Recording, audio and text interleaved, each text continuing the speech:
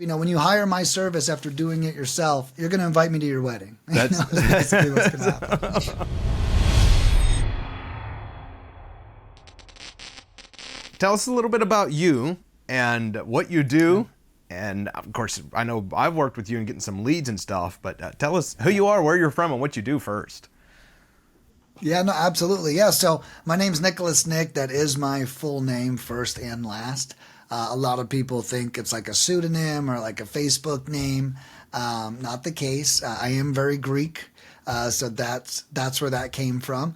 And, I've definitely been, a very fortunate person most of my life. I've always been an optimist, and I don't necessarily know why.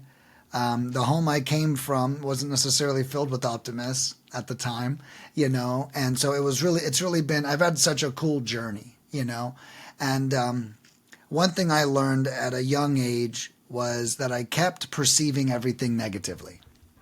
And like anytime something was going to happen, I was like, but what if the worst thing ever happened? And I realized I'm also a very I love balance, right? I really do. And I realized it probably took a couple hundred times, but I was like, this feels so unfair, for me to only imagine a negative result. And at a young age, I started imagining a negative result and a positive one. And what started happening time and time again is it was actually the positive one, and it's like, oh, well, what if they laugh at me? Well, what if they like me? Well, and it's like, before you know it, you do that 30 times, and guess what? And the positive thing is right. You stop thinking about the negative thing. That's brilliant. And it's like yeah. And I tell you, I really taught myself that probably around the age of 13 to 15. And that was my biggest lesson from there. Beyond that, I was a restaurant manager for 13 years. That kind of gave me my work ethic. I'm not scared of shit, and pun intended, as a restaurant manager, I've actually touched more shit than I care to admit. Wow. To be completely honest with you. Yeah. When someone shits on the floor at a restaurant, I've got to ask, what type of somebody's gotta restaurant? clean it up. What type of restaurant? Well, you'd be surprised of all the restaurants that the floor gets shit on in. But I ran all kinds of them. I ran IHOPs for a while. I ran Panera Bread for a bit. I ran a couple of high-end sports bars around Tampa called like Leroy Selman's and stuff. And then some Dunkin' Donuts as well. I remember my first day ever at IHOP. My first day ever, someone pooped on the floor. Wow. And It's quite a memory. I was like, well, yeah, yeah, hard to forget. And that was my first time that had ever happened to me. But yeah, so, when you get used to literally picking up shit, you can really get used to anything. And, when you're not scared of that, and I became like hungry for growth. I became like hungry as horrible situations. As a restaurant manager, you really have to be hungry for them because they're coming at you no matter what.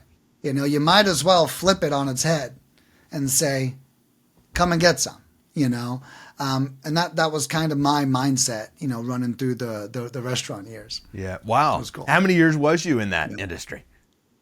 13 years. And I worked, I averaged 60 to 70 hours a week. I managed the whole time. My first management job was $28,000 a year at 65 hours a week. I'll never forget that job. And that boss was so disrespectful to me. And it's like, not only am I making a quarter of my effort, but I'm also being treated really poorly as well. And I'll never forget that. But I think I peaked in the restaurant career at $65,000, which was actually a lot of money for a restaurant manager. At least back then it was. It's about 10 years ago. And I became somewhat of like an area manager. They had me floating around to all the restaurants and working with them, and it was pretty cool. But the reason why I left, I just realized that like I was superior, like I realized there was a lot of people that were coasting through life, there, and I was listening to audiobooks, and I was getting to work, and I was using those teachings on the employees to see if I could get more productivity out of them, and and all this other stuff, and I really, when I first quit, I really hated that I spent 13 years doing that. I really beat myself up for a long time on that. How do you feel about it now? Well, now I realized I was pouring the toughest concrete into my foundation that nothing and no one could ever take away from me. That's a good realization. Yeah. Dude, I've been through, and that's why I think when I run lead mining in the business, people are like, how do you provide such amazing service? You're just how do you answer your phone when it rings? I had a guy call me at 10:30 at night the other day, and he goes, holy shit, you answered. Wow. And I was like, yeah, man, I'm just watching Netflix. Might as well make some money. Well, let's get into that a little bit here. I want to talk more about that in just a second, too, with Lead Mining Pros and what you're doing there. And, of course, giving everyone who's listening an opportunity to be able to come, use your services, because they are definitely some things that I want to share. Some of our mastermind use them as well. So thank you for the service you provide over there. What took you from the restaurant industry to now you provide leads? Was there a area between there that was real estate oriented, or what? Yeah. So when I left the restaurant industry, I knew I was greater, and I refused to take another job in the restaurant industry. So then I ended up applying for a job at this place called Clever Investor. It was awesome. They were a great education company, and I had no idea what that even was. I've been flipping burgers for 13 years. What? And what year was this? I quit restaurants when I was 30, and I'm 38 now. So 8 years ago, 2015. Wow. And not even that long ago. No, that's right. Yeah. Not even that long ago, and I worked there. They actually hired me. I couldn't believe it. And they hired me as like an event coordinator, throwing events and stuff. How cool. Well, even though I was unemployed for 3 months in between that stint of restaurants to where I'm at now, that was tough. Especially working 70 hours a week to working 0 hours a week. I'm like, I'm ready, But I got the job, and it was really awesome. Within 3 months, I catch 3 promotions. I become one of their executives on overseeing their entire mentorship program. And this is where I first got my taste. And if you think about my life as a restaurant manager, I'm brought problems every 5 seconds, right? And what I've learned is solving problems. I don't just solve them in restaurants immediately. I solve them everywhere now. Restaurants was just the example I had. The skill is problem solving. I want to interrupt there and mention something you just said. It's something I pick up from a lot of people. Because you said earlier you felt you'd wasted 13 years used to, right? When you left there. Except you realize that the same skills, and frankly, any of our listeners, the same skills you've used in the most difficult times of your life to solve problems or to get better is the same skills you then used at Clever Investor to get better. That's incredible. No, and thank you. And you know what I call things like that? I call them our Bible stories, right? And it's like we grow up our whole lives and we hear these Bible stories and we hear these tales. And the truth is we're living our own tales right now. We have our own folklore that we're creating. And I'm blessed with optimism, like I mentioned earlier. So I'm able to look at my past and feel optimistically about it. Right. But I do respect and have grace for myself that that's not common and that is rare. And so I think a big part of my journey is being able to look at these things and see how they benefit me and not let the weight of waiting 13 years to quit crush me. And instead, now I'm in this new environment, and the new problem was, Nick, how do we get our students leads cheaper? Right? Direct mail is a very expensive lead. Direct mail, easy leads. No one's arguing that. No one's arguing the easy lead of a direct mail lead. However, the expense of the easiness comes at a cost. Right. And, our students began to struggle. And I didn't know anything back then, but I'm like, well, what's free? Right. Right. Right. What? What? And you know what's free?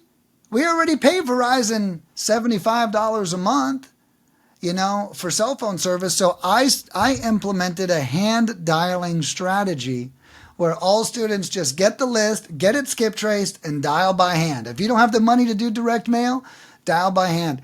And our customer satisfaction went through the roof because of that. And it was really cool. So when that job came to an end, as all jobs do, I ended up realizing, I was like, I know cold calling works. I know it works. So I'm going to go home and I'm going to cold call. And I went home and I cold called every day myself, 300 to 600 dials a day for the next 3 to 5 months. 300 to And 600 I dials. was- That's a lot of dials, brother. Was Dude, that on your cell phone, or well- was that like Mojo Dialer or something? So I did hire Mojo right away. I was on a triple line Smart. right away. Yeah. You definitely don't want to be dialing by hand if that's what you're doing. Like when you I'll tell everyone right now, if you just want to test it out, dial 100 people by hand, knock yourself out. When you decide this is what I'm doing, you have to get a dialer. You don't have the time to dial by hand. And I want to make the point too, because like in our mastermind, we have people, of course, some of them use your service that we'll talk more about in a minute, and others of them pay for inbound leads, variety of ways. We're talking to only a handful of people. So we're getting those hundreds of dials thanks to you and other inbound lead sources. We get those dials out of the way, except for someone who's starting from zero or close to it.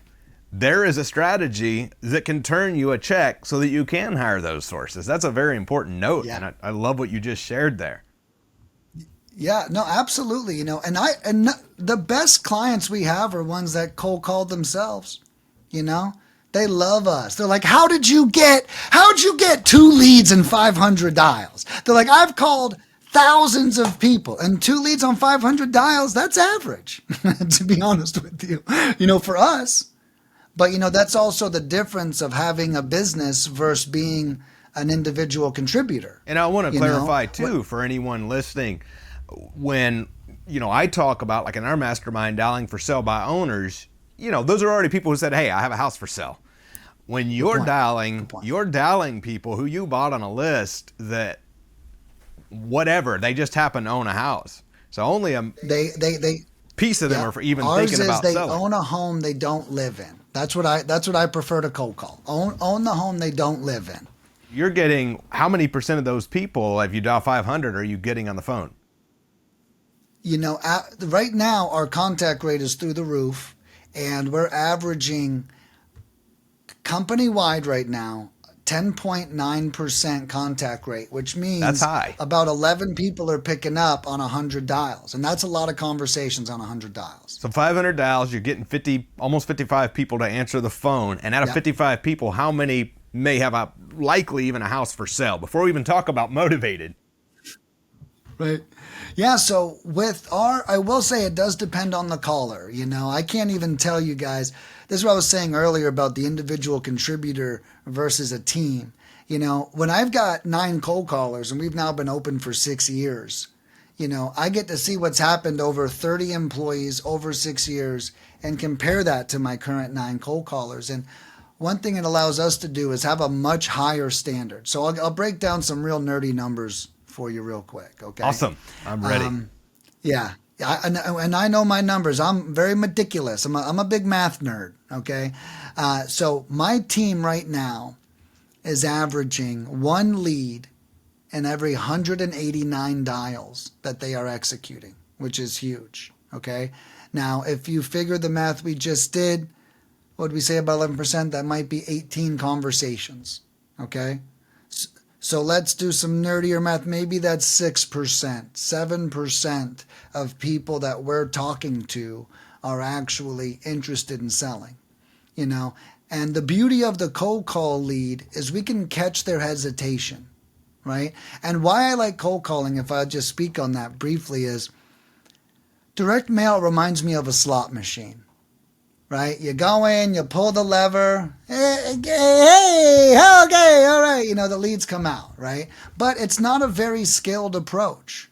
There's not a lot you can do other than have several offloading strategies. There's nothing you can do to improve the numbers. What I like about cold calling and text messaging is it's more like blackjack, where your skill set in the game can actually improve your results. Doesn't matter how much direct mail you send, you're still going to deal with your percentages because other people are sending the same kind of direct mail. So you're still like hoping to get there. But my cold caller can be better than everyone else's cold caller. And if they're better, they get the conversation. And that's why we offer Americans, because they're better. That's a very good point. And I have a few more questions about your cold calling. Before we delve into that, what brought you then from Clever Investor, where you was working with them? You mentioned you come up with the cold calling. Is that where Lead Mining Pros was born from? Was that you creating that strategy or implementing, I should say, that strategy? Yeah. So what actually happened was, when I was a cook in a restaurant, I wanted to be a manager. When I was a manager, I wanted to be an executive. And then when I was an executive, I was like, well, this ain't that much fun either. Okay. Guess what? All my dreams still aren't coming true. Okay. And when I realized that, and then that job came to an end, I made a deal with Cody. And that deal was that I will go home and cold call every day in your community. Every day. And I will show them that I'm going to change my life, that their former director of fulfillment is going to do the business live in front of you. And that was really cool. So I did these calls every day for about 2 or 3 months, amongst other minor responsibilities I had. I was working from home for him at the time. And it was just awesome. When people started calling me up, hey, I see you're cold calling. Do you think you could call for me? Do you think you could call for me? And then one day, it's a true story, I picked up 3 clients. I did call Cody, and I asked him his permission. I told him what was going on and wanted him to think that, hey, I'm serving a couple students. I want you to know. And then one day, I make a post inside of a Facebook group, and it blew up. I said, I don't normally do this, but I'm offering all American. To be honest with you, I was the only cold caller at this time. Okay. One man band. I was like, yeah. And I was like, I'm offering all American cold callers, and this is really unique. We offer foreign now, but we didn't even have them for 2 years. Our first 2 years, we were all American, and that post, we got 287 comments on that post. And the next day, I got 20 people signed up, officially paid, signed up. And then I called up Cody and I put in a month notice, and I was like, I'm doing this. How many years ago was that? Or what year was that? That was 6 years ago. I worked for 2 years for Clever, 2.5. And then I founded Lead Mining. We're in the 6th year right now for Lead Mining. That's amazing. Wow. Well, I think I started first used your services 3 years ago now, close to it. Yeah. Wow, it's been quite some time. So back then, I guess you were only American callers. Yeah. And now, what's the difference? So for those who want to come, first off, where do they find your services? So leadminingpros.com is where you guys can find me. The company name is Lead Mining Pros, and just saying .com, might as well tell them exactly how to get there. And just so everyone knows too, the phone number on there is my cell phone. So if you call that, it goes right to me. So feel free to reach out if anybody has any questions. But yeah, leadminingpros.com is how you guys get to me. That's awesome. Now, for someone who's not used your services yet, what's the difference of the packages between the American-based cold callers and the foreign-based cold callers? What does that look like? What's your difference in results? What's the difference in price? So what I tell people really is simply this. The Americans are the way to go if you are in a suburban, a rural market, or you're focusing on land. Okay? And if you are in a known saturated market, like a metropolitan area, then I would highly recommend just going with the foreign callers. And the reasoning there is, if you know leads are going to come sparingly, why put the more expensive person on the phone? I don't think it matters as much. If they're in Phoenix, Arizona, American or foreign doesn't matter. Okay? They're getting so pounded by calls from everybody. It's just luck. It's just like a direct mail campaign. It's just luck if you're the one that they call back, in a sense, Makes sense. Yeah. And then the Americans do perform at least twice the rate. So I told you I know my leads per hour. Last week, the Americans were 182 dials per hour. Dials per lead. Okay, that's how many dials it took for them to get one lead, 182 on average over 44,000 dials that we did. So we generated about 241 leads last week on 44,000 dials, which comes up to 182 leads per hour.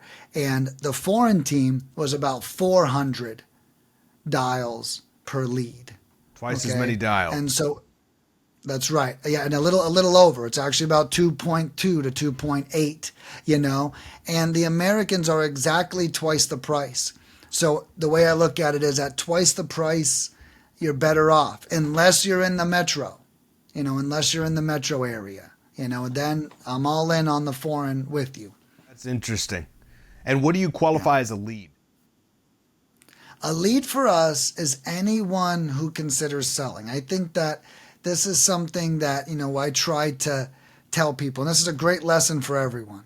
So a lead is anyone who's ever considered selling. Now, I ask 12 additional qualifying questions, but I do not qualify the lead as in say, he shouldn't get this one. This one doesn't look hot enough. And I'll tell you right now, you don't ever have someone qualify a lead for you. If it's not a lead, hit the delete key and get over it. Okay? Don't be like, that, because as soon as your cold caller gets scared to send you a lead, they're going to start sending you way less leads. That's an important point, because if you're having somebody to do a pre-screening call for you, and for those like in my community, they know I have an acquisition is who closes the deal for me. That's much different. But if you're expecting the person who's pre-screening to only send you 12 leads that said yes, they'll take payments and nothing down, that's not a cold caller. That's an acquisitionist that closes the deals for you. Right. That's a very important distinction, because I know on your leads, it takes us a few more of calling your leads, of course, naturally, to close a deal than it does, say, somebody who has filled out our form online from a pay-per-click marketing. So this is just another tool in your tool belt that, pay-per-click marketing, sometimes you can put more into ad spend, except you can't always control the flow of which they come. You come around Christmas or around election time, pay-per-click's probably screwed because your cost is going way up. Because everyone's dollars are in there. Exactly. And when it comes time to cold call, you can turn that on. But anytime we want more leads, we just send Nick money, and a few days later, we start getting flooded with leads. Yeah, I love that. It's a good way to turn on the faucet. So what would you say to somebody who's in the beginning stages of their business, or maybe not in the beginning, just needing more leads? Because that's something we get in our community a lot. People just need more leads. What's the word of advice that you have for them? You have a time versus money equation, right? And I think it's really important for you to think about that. If you've got the money, and if you're in a suburban or rural market, hiring a service like mine is going to be an amazing decision, okay?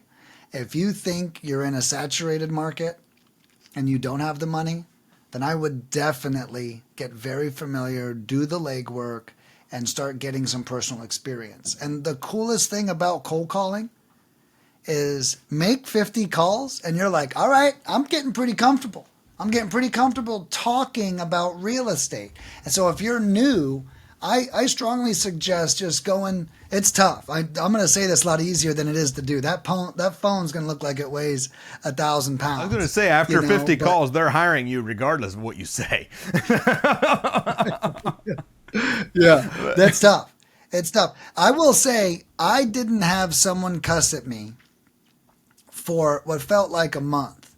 But one thing I will share with all of you guys as a tip is, if you do start doing the work yourself, is always make sure you're in the mood to do it. You know, if you're not in the mood to cold call, do not cold call. It's going to reflect in your numbers. It's going to reflect in your KPIs. You want to be in a good mood. You want to feel outgoing. You want to be ready to overcome obstacles. I used to get so excited when a person would start with an attitude and I would flip them.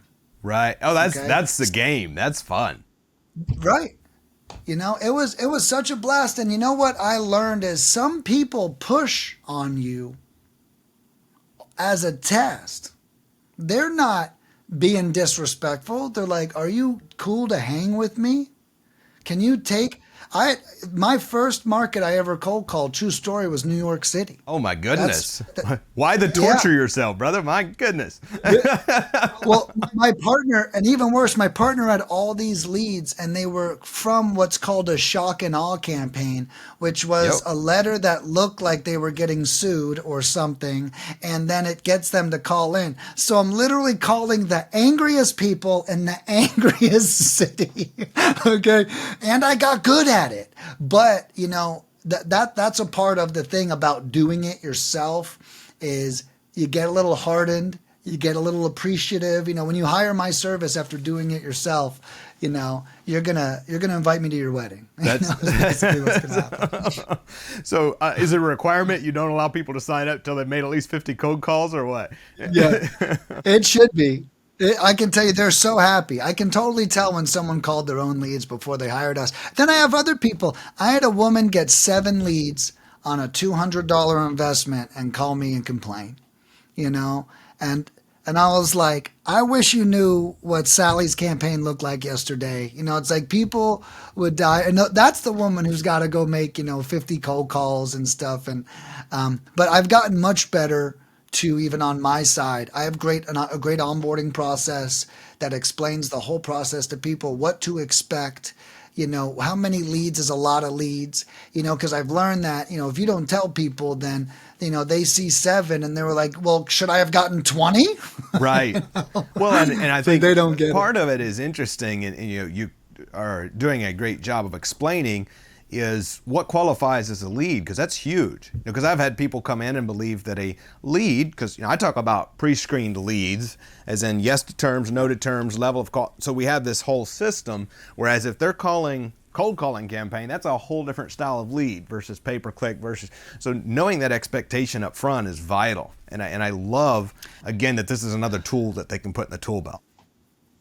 Yeah. It's all expectations, and I think the biggest struggle my clients come up with is the ability to call the leads that they get. They don't, like, I can tell you right now, I can meet with the client and I can tell within 10 minutes if they actually called the leads, and I do offer, so everyone knows too, I do offer weekly one-on-ones completely free to all of my clients. And this is a great opportunity for us to discuss your KPIs.